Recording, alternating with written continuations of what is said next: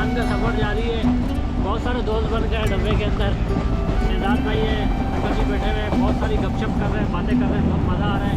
और सूरज डूबने वाला है, शाम का वक्त हो गया है, नज़ारे बहुत खूबसूरत है। जा रहे हैं अपने अपने गाँव, परदेसी है सारे। भाईजान सूरज डूबने वाला है, सामने ट्रेन जा रही है हमारी। नज़ारा बहुत खूबसूरत है। सुबह मुल्तान घूमेंगे, फिर आपको दिखाएंगे कि मुल्तान।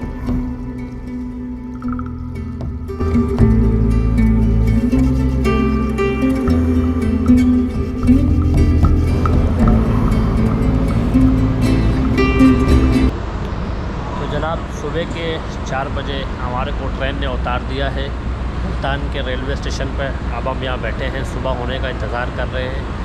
भाई साहब जाएंगे थल एक्सप्रेस से और मैं जाऊंगा मुल्तान घूमने के लिए। पहले मुल्तान 3-4 घंटे घूमूंगा, फिर अपने गांव जाऊंगा।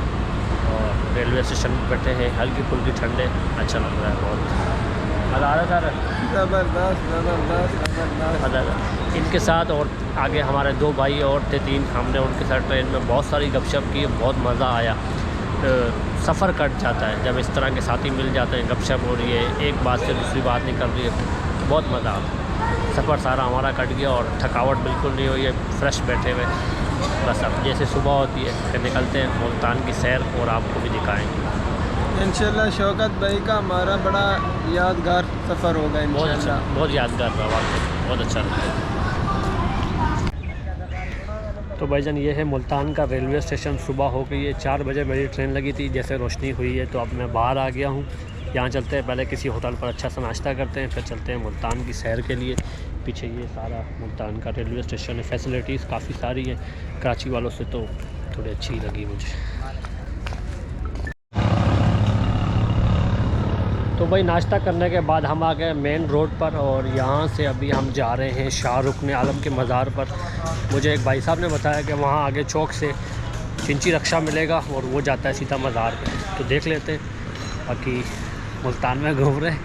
अच्छा, एक डर जो होता था कराची में ब्लॉगिंग करने का कि कोई आएगा मोबाइल या कैमरा छीन के चला जाएगा, मेरा नहीं ख्याल कि वो डर यहाँ है। मुझे हो सकता है यहाँ वारदातें हों, लेकिन पंजाब के काफ़ी सारे इलाके जो हैं वो काफ़ी हद तक सेव है, वहाँ पर इस तरह की वारदात वगैरह नहीं होती।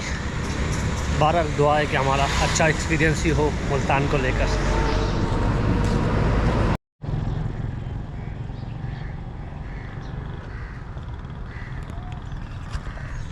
तो भाई साहब शाहरुख आलम के मज़ार पर पहुंच चुके हैं। हुआ कुछ ऐसा कि रक्शे वाला मुझे बहुत ही आगे ले गया और मेरा मोबाइल मेरी पॉकेट में था, साथ में सवारियां बैठी हुई थी, तो मैंने देखा नहीं मैप पर कि हम कहाँ पहुँचे। तो वो अपने आखिरी स्टॉप पे ले गया और उसने मुझसे कहा कि आपको कहाँ जाना है। मैंने कहा मुझे तो शाहरुख आलम जाना था। तो फिर उसने मुझे दूसरी रक्शे में बिठाया, उसने कहा कि इसको यहाँ उतार देना। तो हो जाता है ऐसे कभी कभी। फ़िलहाल पहुँच चुका हूँ, ऊपर चलते हैं, फिर आपको दिखाता हूँ कैसा कुछ है। वैसे जगह बहुत खूबसूरत है, साफ़ सुथरा माहौल है सुबह सुबह का। यहाँ ऊपर से शहर का सारा व्यू भी आएगा, तो वो भी आपको दिखाता हूँ। मुल्तान घूम रहे भाई, मुल्तान। वैसे मैं बहुत बार आया हूँ, लेकिन बारों बार ही अपने गांव चला जाता था। इस बार मेरे साथ फैमिली नहीं थी, अकेला था, सोचा मुल्तान घूमते हैं।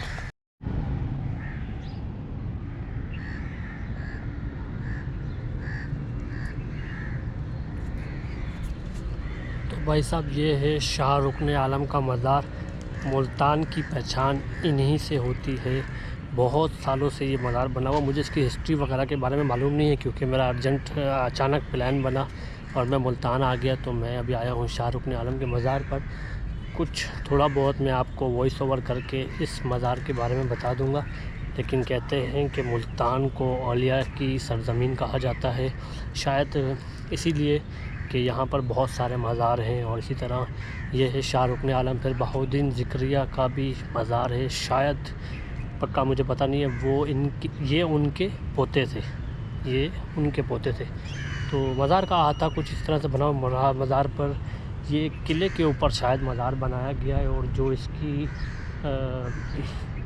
आप कह सकते हैं कि जो इस पर मेहनत की गई है वो बहुत ही कमाल की है। आप देख रहे हैं ब्लू और वाइट कलर का ऊपर जो है वो बनाया गया है, बहुत खूबसूरत लग रहा है। साथ में इस तरफ शायद एक छोटी सी मस्जिद बनी हुई है। हाँ बिल्कुल, मस्जिद का ऊपर जो ईंट या कलर लगा है वो मैं आपको दिखा सकता हूँ कि किस तरह का लगा हुआ है।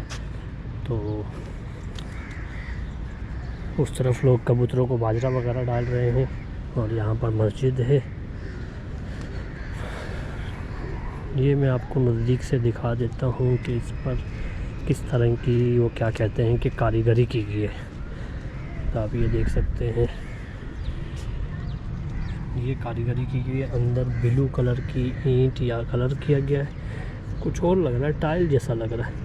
और ऊपर इस तरह की ये ईंटों को काट के बनाया गया है और ये भी कलर किया गया है और शायद टाइल है ये।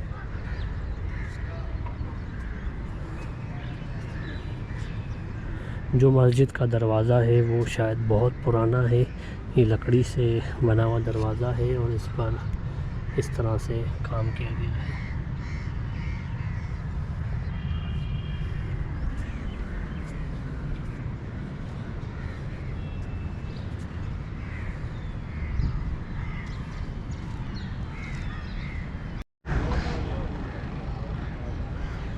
तो भाई साहब मज़ार से नीचे आ गया हूँ, लेकिन जगह बहुत बड़ी है, देखने के लिए बहुत कुछ है।